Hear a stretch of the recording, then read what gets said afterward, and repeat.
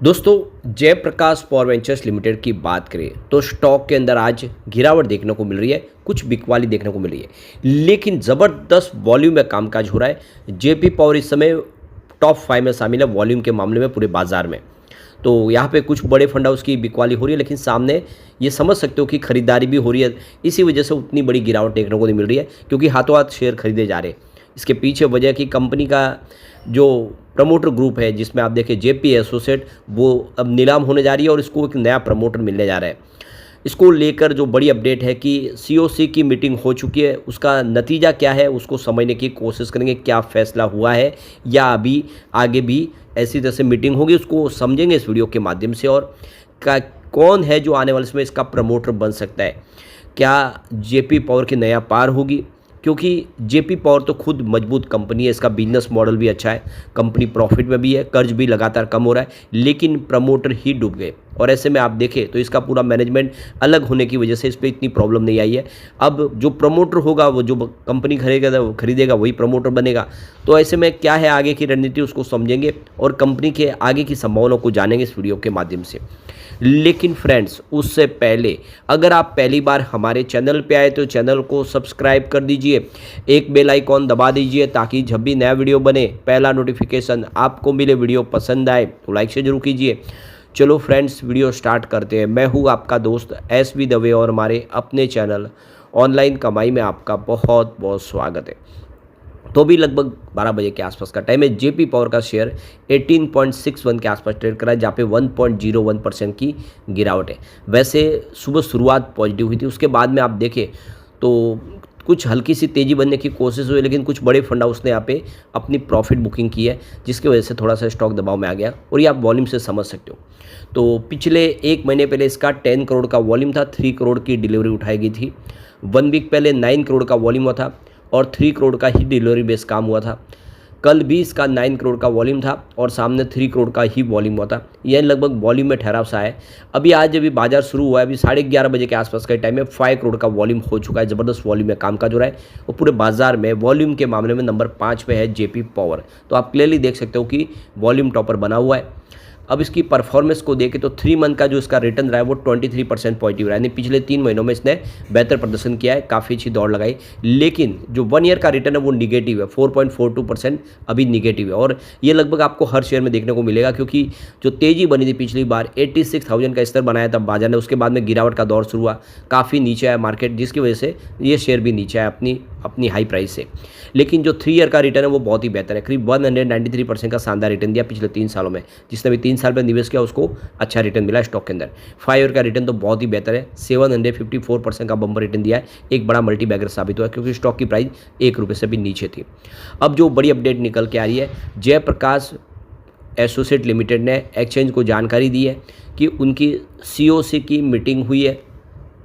तो ये देख सकते हो कि 16वीं मीटिंग थी कमिटी ऑफ क्रेडिटर्स की, और जो आपके इंसॉल्वेंसी की प्रक्रिया चल रही है उसके लिए जो रिजोल्यूशन प्रस्ताव पास किए गए उसके ऊपर ये कमेटी है जो बातचीत कर रही है, उन प्रस्ताव को फाइनल करने की कोशिश कर रही है। तो सेबी के रूल्स के तहत यहाँ पे सारी कार्रवाई हो रही है। आप देख सकते हो कि डिस्कशन हो रहा है, कमेटी लगातार वो जो प्रस्ताव मिले उनके ऊपर बातचीत कर रही है, उनमें से बेहतर कौन सा प्रस्ताव है उसके निर्णय की तरफ बढ़ने की तरफ आगे बढ़ रही है।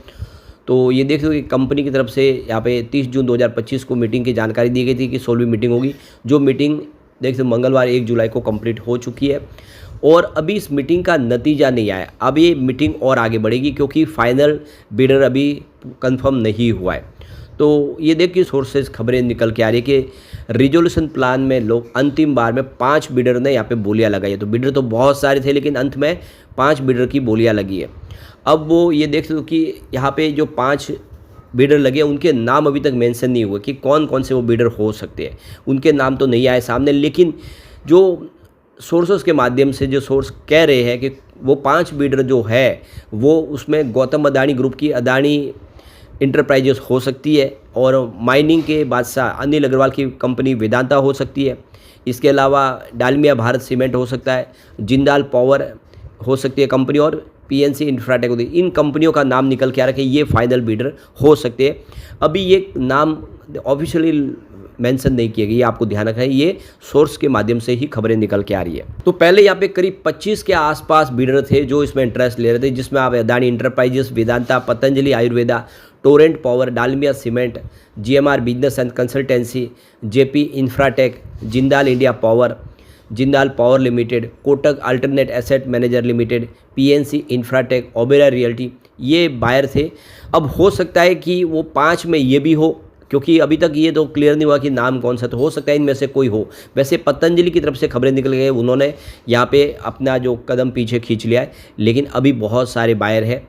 इसके अलावा भी बहुत सारे इंटरेस्टेड बिल्डर थे, जिसमें ऑथम इन्वेस्टमेंट इंफ्रास्ट्रक्चर है, इसके अलावा कंसोर्टियम ऑफ विंद्रो कमर्शियल है, इसके अलावा आप देख सकते हो कि DK asset management, India opportunity और JC flower asset reconstruction company, Jethari thermal power, इसके अलावा Jackson limited, oriental structural engineering, Paschim Sagar properties, Rashmi metallics, Shrisha technology, Sigma corporation और विंचिन इंफ्रास्ट्रक्चर, ये भी यहाँ पे दावेदार थे, लेकिन उसमें से बहुत सारे हट चुके, सिर्फ 5 दावेदार हैं।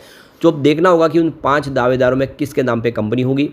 तो लगातार COC की मीटिंग हो रही है, हर 2 दिन के बाद फैसला लिया जा रहा है कि कौन सा प्लान बेहतर है, क्या पूरी की पूरी कंपनी है वो किसी एक को दी जाए, या फिर अलग अलग जो बिजनेस है वो अलग अलग हिस्सों में बांट दिए जाए, अलग अलग कंपनियों को वो बिजनेस दिया जाए, क्योंकि उनके बिजनेस बहुत अलग अलग है और बहुत सारे जो बिल्डर है वो उनमें से कुछ बिजनेस खरीदने के इंटरेस्ट है, पूरी कंपनी लेना नहीं चाहते।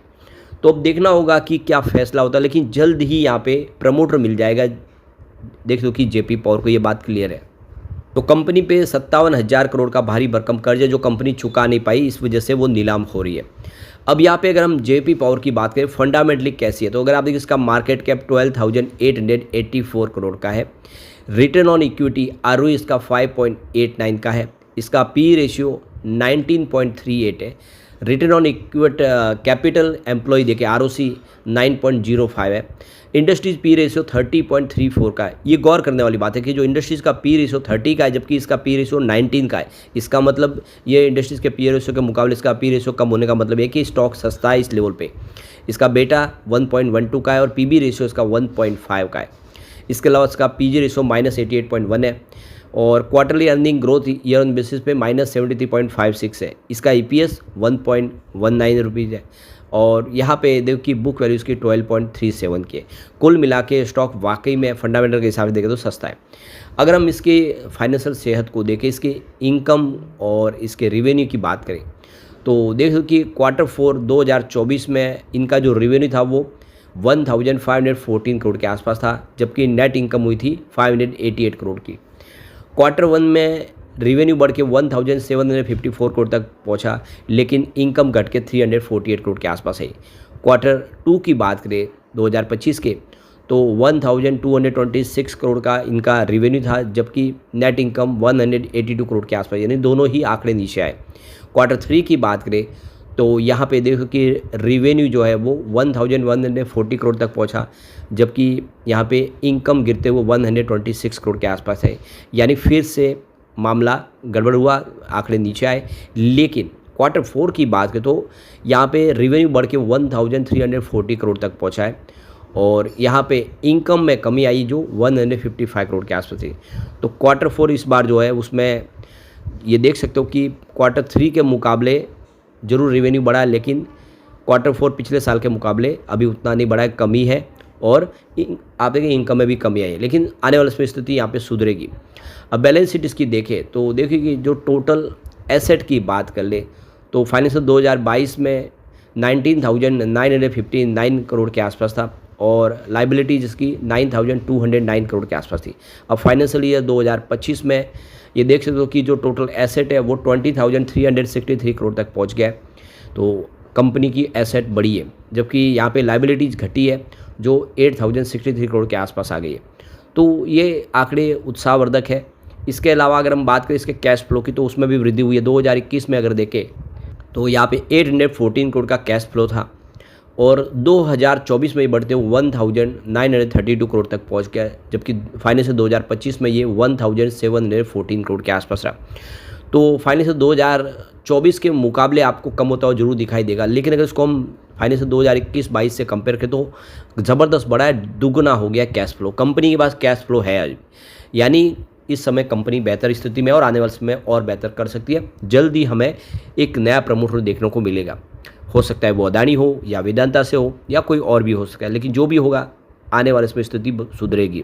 लेकिन फ्रेंड्स, कोई भी इन्वेस्टमेंट करने से पहले अपने फाइनेंशियल एडवाइजर से एडवाइस ले ले या अपना खुद का रिसर्च करें, क्योंकि मैंने वीडियो आपके एजुकेशनल पर्पज़ के लिए ही बनाया। वीडियो पसंद आए तो लाइक से जरूर कीजिए और चैनल को सब्सक्राइब कर दीजिए। Thank you friends.